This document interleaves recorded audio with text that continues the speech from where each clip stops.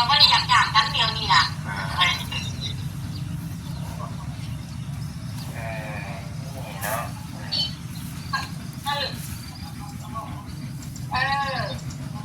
ะว่าไงก็เป็นยังไม่จังหวะว่าตรงนี้มันหายตรงนี้โอ้โหตรงนี้มันเป็นยังไงคุณรู้กันว่าไรอันเรื่องยูนั่นนะยูจะเข้าใจผมเขาเข้าใจเขาคนเขาฉากไปเขาว่าน้อยยามันเขาว่าถูกต้องเขาใครแต่พอเทียบภาพกับบริษัทแล้วว่าคุณยายจะมีคนบอกมาน้อยเห็นคลิปเมื่อบ้านนี่ก็ว่าตัวเดือดแห้งเลยพี่น้องนะโบแล้วก็โบสมควรอีกได้โบสมควรสิเฮ็ดกิริยาท่าทางแบบนั้น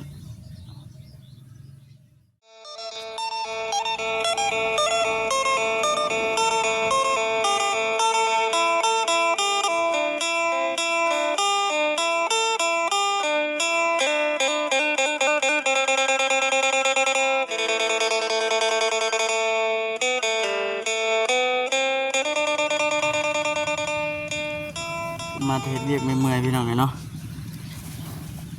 ถ้าก็ขึ้นมาแต่คนเขาผู้หันพี่น้องมืดฝนมาอีกแล้วคือมาอีกแล้วพุ่นพอดีว่าเห็นคลิปบอจิตทุนปล่อยลงอันผู้หันพี่น้องเลยเนาะคือว่าเรื่องราวที่ว่ามันเกิดขึ้นอันเมื่อวานนี่เรื่องราวFCคือสีหูก็จะเห็นลายอยู่ดอกเมื่อวานนี่เนาะยังบ่จบดิบ่สิ้นอีกได้พี่น้องเลยยังอยู่ได้พี่น้องยังบ่ทันจบยังบ่ทันสิ้นอีกอยู่คือว่าแม่น้องไล่แม่น้องไส้นั่นแหละเพิ่นโทรมาหาทางบ่จิตเพิ่นเบิ่งไปนำกันเด้อพี่น้องเด้อเนาะก่อนอื่นกะทักทายสบายดีเด้อพี่น้องเด้อเนาะทักทายสบายดี FC กันเบิดทุกคนพบพอกันอีกคือเก่านอนเย็นก่อนพี่น้องอยู่น้ำอันห่มกว่าไผบ้านนี้แม่ไปทางบ้านเนาะไปทางบ้านใหญ่เพิ่นไปศึกษาแล้วเพิ่นก็ว่าในนี่น่ะบ่เป็นไรเพิ่นเอาศึกษาเพิ่นเอาล่ะเพราะว่าเช็คแต่เพิ่นมีเช็คชื่อไผมอบให้ไผเวลาซื้อเวลาขายหรือว่าเวลาอยู่เรื่องเหตุการณ์น่ะให้ไผเพิ่นเอาแล้วเพิ่นก็โอ้จบเดี๋ยวนี้ยังไม่จบกับเบาเตียงพ่อแม่น้องไล่แม่ก็ช่วยเป็นไปตามนั้นเลยจะได้เพิ่นรู้ยังบ่จบบ่สิ้นอยู่เนาะโอ้ยทั้งทียังบ่ชัดเจนแม่นบ่แม่บ่ชัดเจนว่าเมื่อวานนี้ในเรื่องการว่าเมื่อวานนี่คือว่าเขาหาในบอกในบ้านใช่ไหมนะจัดทีมก็ว่าแต่ว่าให้เราไล่คนแล้วของเมียน่ะบัดนี้ไอ้2คนเขามันบ่อยากจากกันเดี๋ยวบัดนี้2คนไผครับน้องไล่กับน้องชายว่าเขาต้องให้เขาบ่ได้อยากจากกันเดียวนี่ล่ะ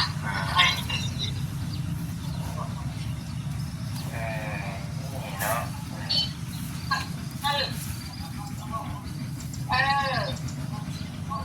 ว่าไงก็เป็นยังไม่จังหวะว่าตรงนี้มันหายตรงนี้โอ้โหตรงนี้มันเป็นยังไงคุณรู้กันว่าไรอันเรื่องยูนั่นนะยูจะเข้าใจผมเขาเข้าใจเขาคนเขาฉากไปเขาว่าน้อยยามันเขาว่าถูกต้องเขาใครแต่พอเทียบภาพกับบริษัทแล้วว่าคุณยายจะมีคนบอกมาน้อยเอาถ้าชวนหายังแล้วเขาคิดว่าอะไรเขาจะจับตัวนี้อ่ะอยากจับตัวนี้เนาะตัวนี้น่ะ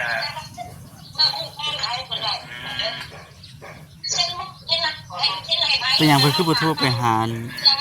ทางเบาเตียงเนาะเมื่อวานนี่น่ะคือว่าตามนั้นแต่ว่ายังว่านั่นอยู่เนาะแต่บัดนี้ต้องมีหลักฐานพยานเนาะบัดนี้เนาะคนจะให้ว่าคนโกงซื้อบ้านเนี่ยเห็นคลิปเมื่อบ้านนี่ก็ว่าตัวเดือดแห้งเลยพี่น้องนะโบแล้วก็โบสมควรอีกได้โบสมควรสิเฮ็ดกิริยาท่าทางแบบนั้น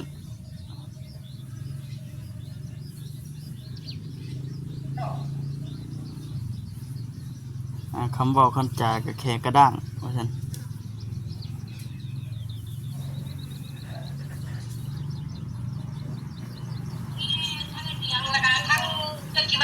ทางไปนำกันนะพี่น้องเด้อเนาะให้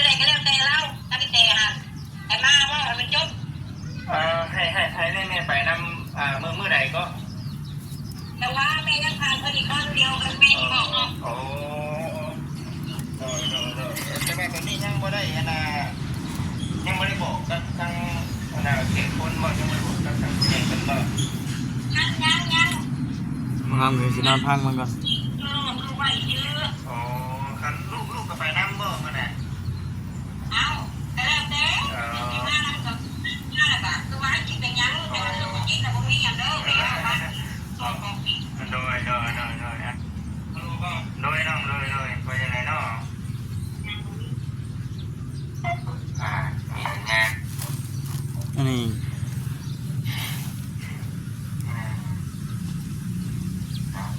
ก็ได้นี่โมเมนต์แล้วสัตว์พี่น้องเลยเนาะกำลังรถพี่น้องครับกำลังรถเลี้ยวเนาะ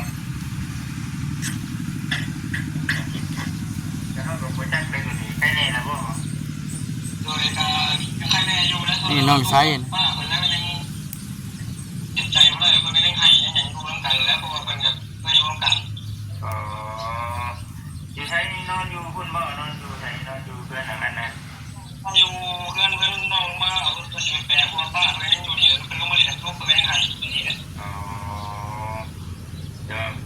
หากไม่ได้นอนบ่คืนนี้นอนบ่นอนอยู่เพราะว่าแม่ใหญ่มันบอกว่าให้นอนจะมันเยี่ยงยิ่งกว่านั้นกะเบิ่งเขาให้เขาเนาะให้ได้จากตัวนี้ก็มันว่าบ่ได้นี่ก็บ่จักคุมว่านี่ก็ในเมื่อมันถึงขนาดนั้นแต่ว่าตัวนี้ยังบ่แล้วเนาะยังต้องได้เอิ้นในบ้านมานั่งร่วมกันใหม่เนาะแม่นบ่ยังบ่แล้วอยู่บ่ ยังบ่จบยังบ่สิ้น เดี๋ยว รอติดตามเบิ่งพี่น้องรอติดตามเบิ่งเด้อพี่น้องเด้อ เนาะยังบ่ฮู้กันแล้วครับเสียงเพิ่นทางในบ้านเพิ่นก็สิโทรหากันนั่นแหละเนาะ โอ้ยเดี๋ยวแม่คิดว่ามันหามานี่มันไม่เลย โดยแม่เอ้ยจะได้ค่ะโอ้ยบ่อยากให้มันเกิดเรื่องเกิดราวได้แม่เอ้ยแต่ว่ามันเป็นแล้วนี่เนาะ การนั่นเลยว่าแม่ก็อยากให้มันเกิดแต่ว่ามันเป็นที่แต่ก็ยังไม่ได้ว่าที่จะโอ้ตัวจริงว่ามันจริงเช่นรักเช่นบอกกับไทยแท้นะไม่ดีถามคืออย่างไรบ้านมาอีกก็ถึงนะ อยากฮู้ ถ้าแต่บ้านใหญ่โอ้ อยากฮู้หลักๆเลยว่าอยากฮู้หลักๆเลยว่าดินตอนนี้เพื่อนหลังนี้สิมอบให้ไปกันแท้เท่านั้นแม่นบ่แม่ แม่เนี่ยบอกกับไทยกันแท้ที่ไปนึ่งมาเลยจะถามว่าพวกอันเพลงดีๆพวกนั้นมาช่วยเรือว่ามาทำไมบอกประชาชนท่านก็คือว่าท่านเนาะ อ่านมา คือว่าคู่กับท่านครับในย่างมาจะได้คืนอยู่หรอไม่ทานตัวนี้เลยจะเช็ดอะไรก็ได้บ่เขาบอกมีเช็ดบ่หรือว่าน้องไล่เนี่ยผมมีเช็ดบ่ที่ว่าใครไหน อ๋อ มันมีเช็ดแล้วมันนี่ใครนั่งนกนั่งผ่านแล้วแม่ไผ่เป็นน้องไล่ชื่อขายแม่ไผ่น้องไล่แม่บอกจริง เดี๋ยวน้องมือนั่นบ่ได้ฮู้นำเลยก็สิว่านี่แม่เอ้ยมีแต่ซื้อไปจ้ะเนาะตัวนี้เฮาสิบ่ว่าซะแม่มีแต่ว่าหลักๆเลยสิ่งที่แม่โทรมาหามื้อนี้น่ะเฉพาะว่ายังบ่ทันทัวเนาะแล้วทันทัวเนาะ แม่แล้ว ยังบ่แล้ว แต่ว่าไปมาทั้งไม่ได้ทั้งแม่นั่นนะบอกไปทั้งนั้นก็แต่พูดว่าแม่พูดต้นไม่ได้ว่าแบบนี้มันเพราะอะไรเพราะว่าเรื่องใหม่นี่แหละ ยันเราถึงตอนน้องชายเราอารมณ์ผ่อนตอนนั้นแหละนะสิว่า บ้านนี้แม่ไปทั้งประธานเพิ่นเนาะไปประธานบ้านใหญ่เพิ่นไปศึกษาแล้วเพิ่นก็ว่าแล้วนี่เราเป็นไหนเพิ่นเราในขาของเราน่ะเพราะว่าเช็คกันมันมีเช็คชื่อไผมอบให้ไผเวลาซื้อเวลาขายอยู่ว่าเวลาอีกเรื่องในชานมาให้ไผเพิ่นเอาแล้วเพิ่นจะโอ้จักเดียวนี่แล้วแม่ก็มันเป็นไปบ่ได้แม่ก็สิให้เป็นไปตามนั้นเด้อจะให้เพิ่นรู้ อ๋อว่าเมื่อวานนี้มันยังบ่ชัดเจนแม่นบ่แม่บ่ชัดเจนบ่เมื่อวานนี้ในเรื่องการไปอยู่ไปเนาะ แต่ว่านี่ล่ะชัดเจนก็ว่าแต่ว่าให้เราไล่ขึ้นพุ่นแล้วก็เมียน่ะบัดนี้ได้2คนทองมันบ่อยากจากกันเด้อมาจิต 2คนไผก็ ป้าก็ต้องให้เขานะเขาไม่ได้อยากจากกันเดียวนี่นะ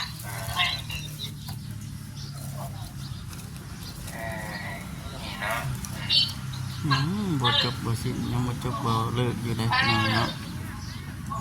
ลองไล่มันเป็นยังมันจะโอ้โหมันมีปัญหาแล้วมันมีโอ้โหมันมีมันเป็นยังอยู่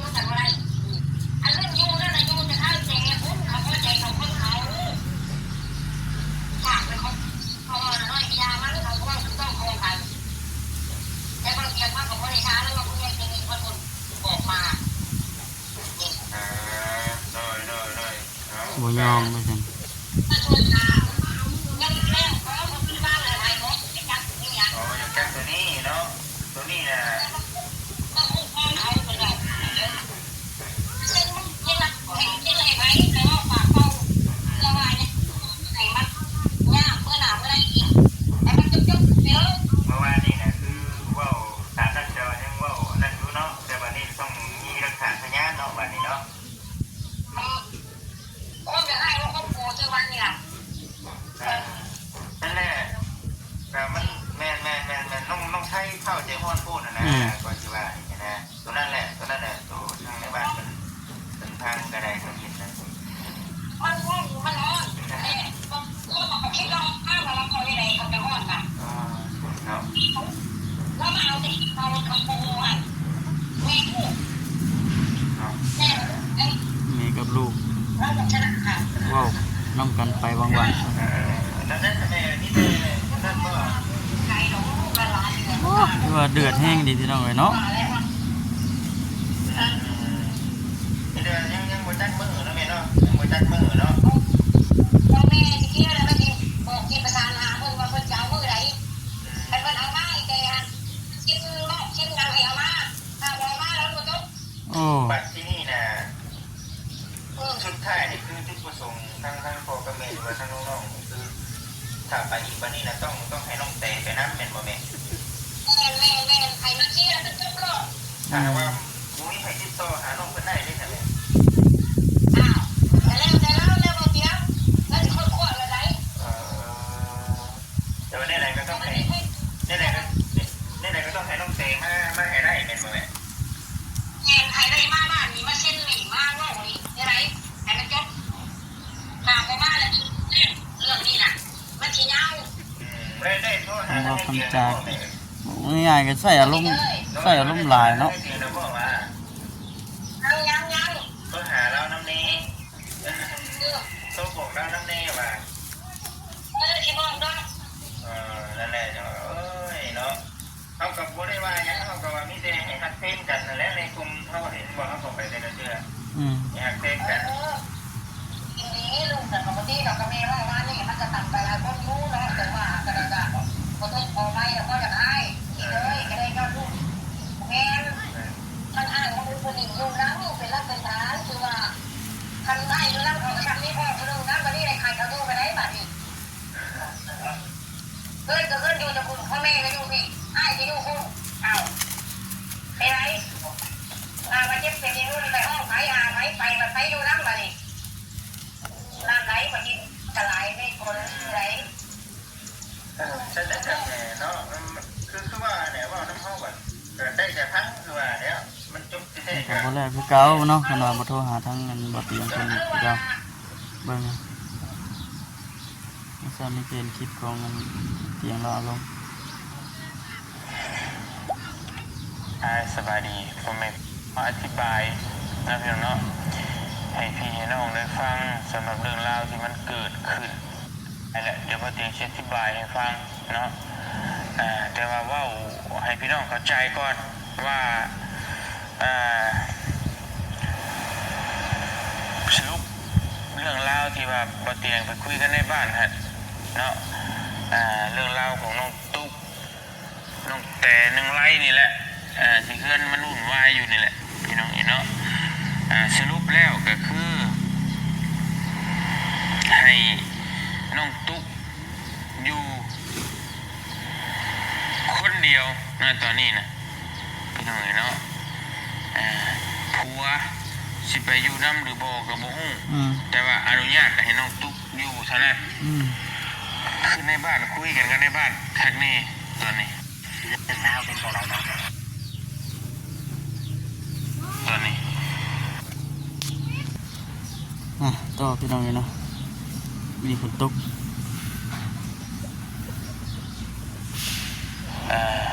พี่น้องส่วนคนอื่นเนี่ยจังว่าการฉันน้องแต่กลับมาก็จังว่ากันแต่น้องไล่กับเมียนี่ออกไปก่อนอันนี้คือในบ้านคุยกันกับผู้บ้านตกแต่เรียบร้อยนะพี่น้องเนาะแต่ว่านะ ข้ามก็สิบ่ว่าอย่างไรเลยพี่น้องเนาะ ฉันน้องแต่กลับ ลับ เดี๋ มา ยวพังเบิ่งไปน้ำกัน แล้วแต่เขาให้เขาคุยกันแต่ว่าในหน้าตอนนี้ก็คนอื่นก็บ่มีชิดอยู่แล้วพี่น้องเนาะให้ทางน้องตุ๊กอยู่ผู้ใหญ่เพิ่นก็เห็นดีโอเคพี่น้องเลยวันไล่ก็เมียออกส่วนผัวอยู่น้ำหรือบ่ก็บ่ฮู้ผัวน้องตุ๊กก็ได้พี่น้องเนาะมาเตียงกันยาแล้วบัดนี้บ่ไปวนวายแล้วเมื่อยพี่น้องเนาะซอยคนแบบนี่ละคุณนี่บ่ได้บ่ไหวบ่รับบ่ได้มันเสียความรู้สึกนะมันเฮ็ดให้เฮาบ่อยากซอยไปอีกพี่น้องเนาะมันเฮ็ดให้เฮาแบบ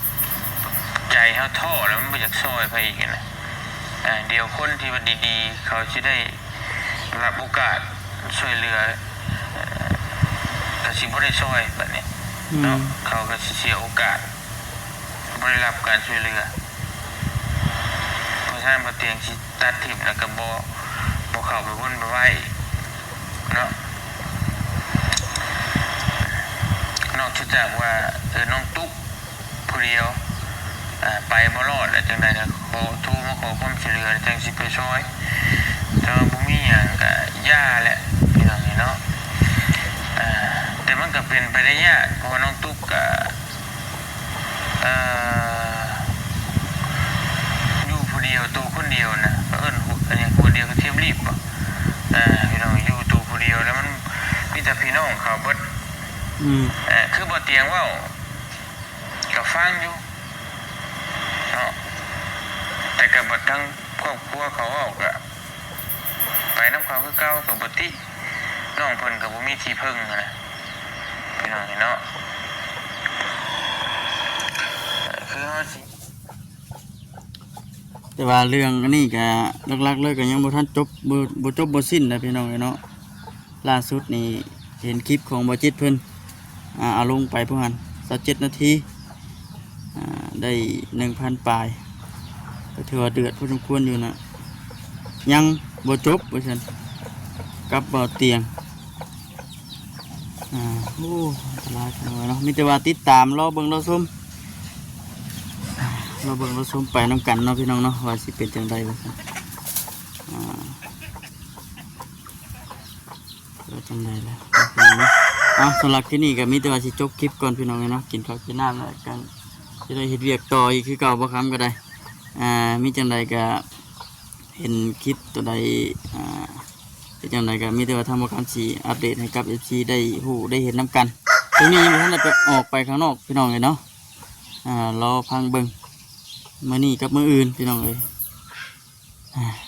ไปพี่น้องเอ้ยเนาะโอเคพี่น้องเอ้ยสบายดีเด้อพี่น้องเด้อ